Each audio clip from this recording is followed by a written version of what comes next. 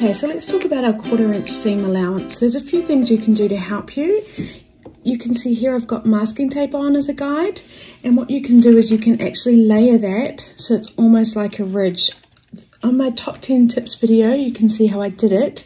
So if I line my fabric up, I can start all the way back here, lining it up until I get to my 1/4 inch foot. You can see my 1/4 inch foot has a ledge. Now I'm not pushing my fabric hard up against that ledge and definitely not going past it. What I'm doing is literally using it as a visual guide and holding it right up next to it.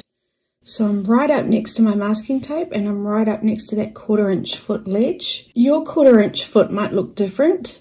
It might look more like a standard foot, and you just know that you sew to the edge of your foot. So what we'll do is I'll start sewing. I'm going to put my foot down and I'm going to sew, pulling the pins out and popping them on my pin caddy as I go. Nice and slowly. I think if you go too fast, this is also where you could go wrong. So I'm just lining it up to the edge. I'm not pushing it up hard against it. That thread.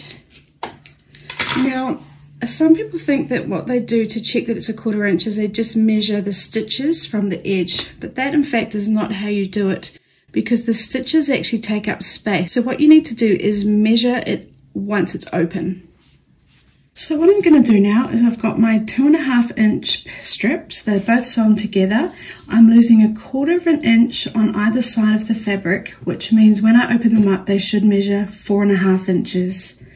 So I'll just open them up, give it a bit of a finger press, and then I'll put my ruler on top. So now I've got my ruler on top, I can see that my piece measures exactly 4.5 inches, which is what I expected because we lost 1/4 inch on either side of the seam. And this seam line here is exactly 2 inches and 1/4. Now the reason I'm showing you this is not because I'm expecting you all to sew perfect 1/4 inch seam allowances. It's just so you have a better understanding of what a 1/4 inch seam allowance is. And I think it's actually something you need to take your time with, something that will come with lots of sewing hours.